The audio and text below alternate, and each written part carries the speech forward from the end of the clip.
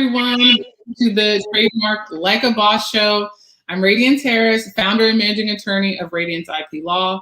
I help emerging businesses protect, monetize, and grow profitable brands with trademarks.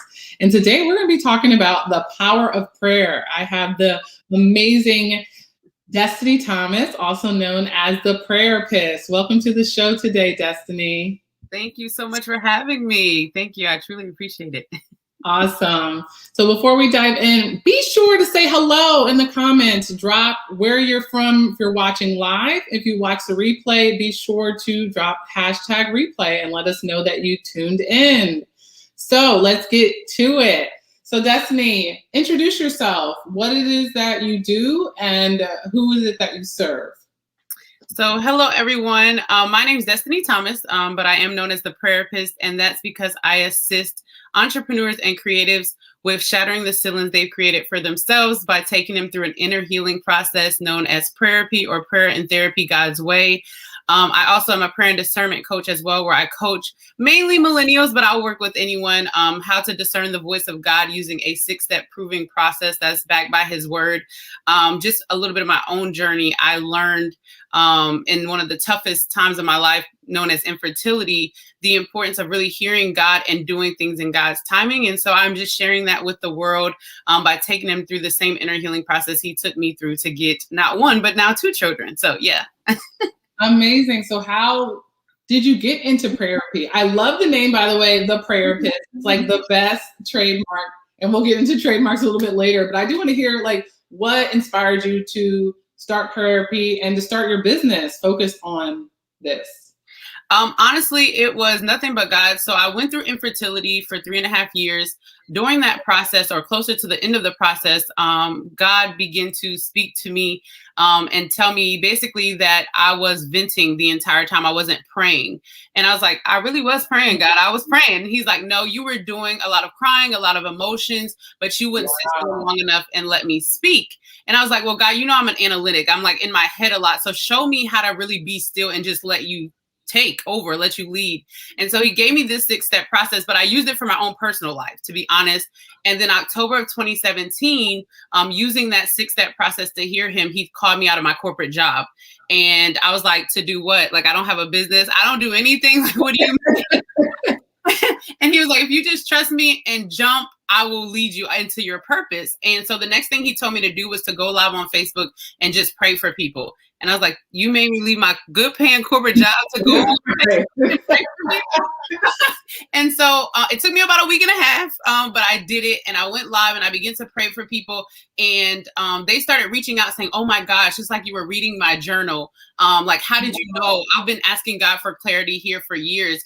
And that's all it was to me. But they started reaching out, asking me to coach them of how I was able to hear from him so clearly. And I was like, that's not something I know how to teach people. Like, it's just, you know, this process I have with him.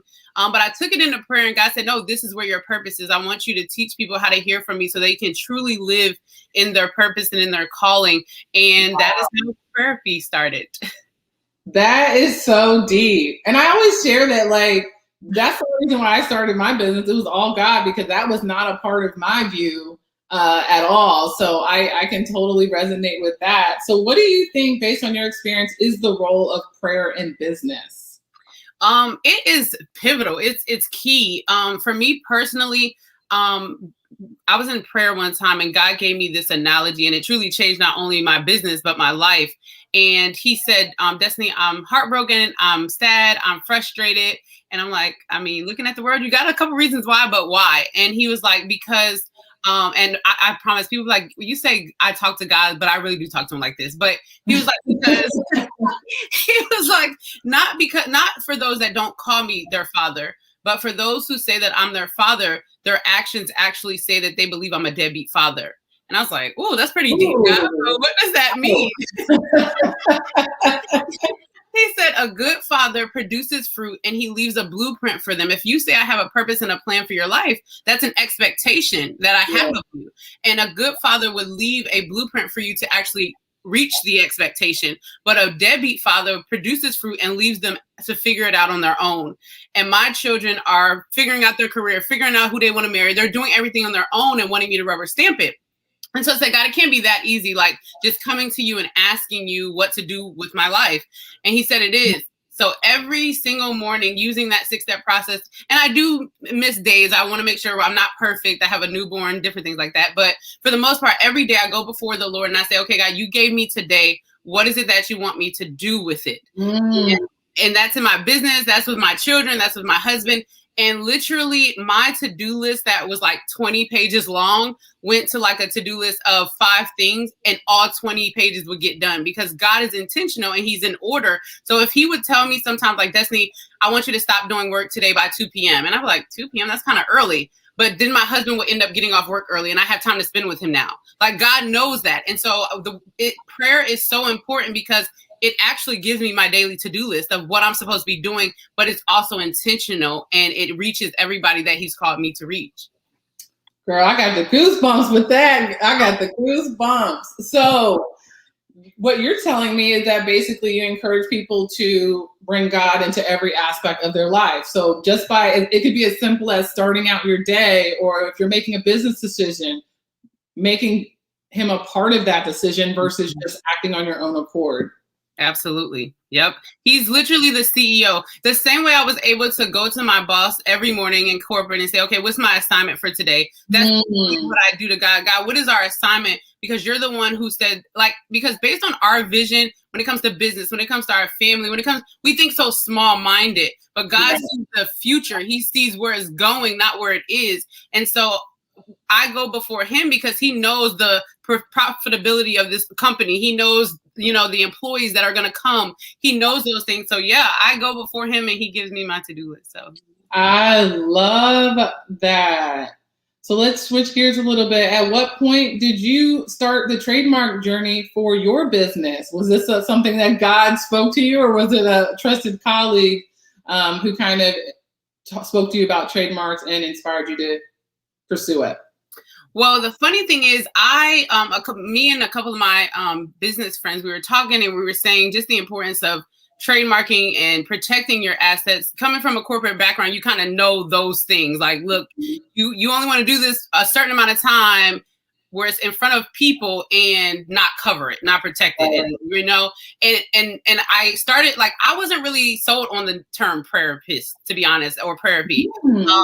One of my really close friends, one of my best friends, she actually was the one like, Destiny, what you do is like therapy with prayer. Like, you should be the Prayerpist. She's like, I believe God. I love it. Right. And so today's National Best Friend Day. So shout out to her for that. Right. But so I was like, I'm not really sold on it. I don't like controversy, and I didn't want it to even look like I was a therapist because I'm not a licensed therapist, and what I do is not that. But but every time I would introduce myself as that, people were like, I like that, and I'm like, okay, hold on, And so I was like, God, right now I didn't have the finances to trademark, so Lord, just give me the go ahead when it's no longer an option. And I was in prayer and God actually said, now is the time. And my mom actually called me and said, I want to sow into your business. And she paid for the Prayerpist to be trademarked. What?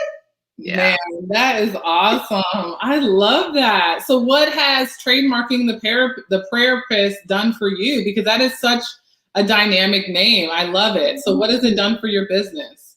It honestly has made me, it has built a confidence in me when it comes to the name. It has, because now it's mine. It's my baby. I own it. I know. So when I talk about it, I can be confident about it. I can't be like, oh, well, I don't want to share this because I don't want anybody to take it and things like that. It gives you a confidence that you didn't have.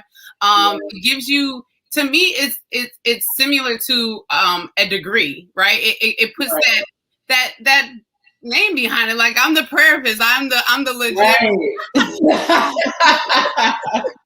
But it also it has opened doors for me. I just actually created a reel because I got the Prayerpist trademark and it was complete June of last year, but with COVID the paper got lost, so I just got it in the mail, and so I made a reel out of it, and it has put it in front of so many more people's face. Right. And just honestly, a lot of people question what trademarking is, that especially if you're from a corporate background, you don't know what that is. So it has opened the door to just speak about it more and tell people the importance of protecting their assets. So I love that, girl. You are preaching, because it's so important. And what you stated was about the peace of mind, right? And the confidence and the feeling that like my business is legit. Like I really believe in my business. I went and got that protected. It is mine. I'm exclusive. No one can walk around calling themselves the Prayerpist. Like, you get a season to yeah, like I don't play with my trademarks. Like you gotta make sure that you are the exclusive person to use it. And so that's what you did, and I absolutely love it. So based on so how long have you been in business for now? Actually, this is my 3-year anniversary, and LinkedIn reminded me. Ooh, congratulations. So, and based on your 3-year in business, what is your number one piece of business advice? My number one piece of business advice would honestly be to include God in it. He just, once again, him being able to tell me like, Destiny, go live today at 12 p.m. and talk about this. And today your goal is to, get 2 new clients in your membership. And I'm like, God, how am I gonna be able to go live and feed the kids and do all this? But then to go live at 12 o'clock and the 2 people that he wanted me to close for my membership be on the live. And it just happens like that. Like, what? Like it. Oh. I promise you, like, I love it. It makes my job so much easier. But when I really was able to look at it from a corporate background, like that's truly what we do in corporate. They know, once again, the projections of the business and things like that, and they just give you the job. They just give you what to do. So I would truly say incorporate God in your business. But if we're talking about like foundation and regular business tactics that you have to do, definitely protect your assets. Because I was pretty naive to the entrepreneurial world, if I can be completely transparent. And unfortunately, there are a lot of people, and I work in inner healing, there are a lot of people out here that unfortunately are dealing with the loss of identity and not knowing who they are and who God has called them to be. And so if they see or assume you're popping, they will want to emulate that. And that just is the truth of it. And if you do not have it protected, who are you to say, other than typing them a pretty mean DM, that they have to, right? Like, right. That's not going to work. You have to be able to legally protect yourself. I mean, Walmart isn't out here without being protected. Geico, those big organizations, their stuff is trademarked. If you use their name, they're going to come after you, and so you definitely want to invest in that. I know I said my mom gifted me mine, but definitely make that investment. I actually have a second one going through right now for my community.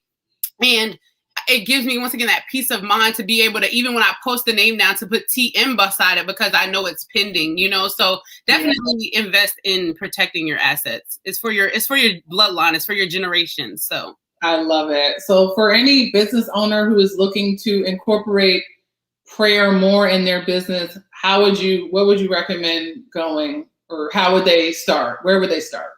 I would definitely recommend you to to sign up on my website for my free monthly challenge, where I actually share the 6 steps that God gave me to be able to hear him, not only clearer, but with instruction and direction. A lot of times we hear God and we know it's God, but we don't know what to do with it. And that was very pivotal to what me achieving what I've achieved, is knowing that it's him, but also what to do next with it. But outside of that, I would just truly say that journaling changed my life. I started with a pen and paper, just really being honest with God and saying, like, I'm frustrated with this job. I don't know what I'm doing. I know you called me to greater, and really just being still and allowing my hand to go to the paper. And then a couple of days after doing that, I went back and reread what I was writing and realized it wasn't me at all, but it was him responding to me. So really just being transparent and being honest. I always say God meets us where we meet him. And when you are honest and transparent, and a lot of us don't like to be honest with him because we're like, oh, I don't want him to judge me. No, he really knows, but he wants you to take accountability for where you are, and so that he can give you clarity. So that would be my advice: journaling and really being honest and transparent. I love that. So for anyone who wants to connect with you, where can they connect with you?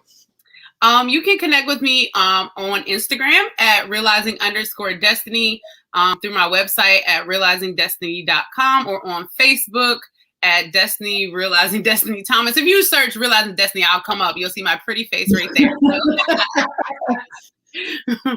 Oh my gosh, I love this. Thank you so much for your time today, Destiny. This was an awesome episode. I love this one. I loved having you here. Thank you for imparting all of your knowledge today.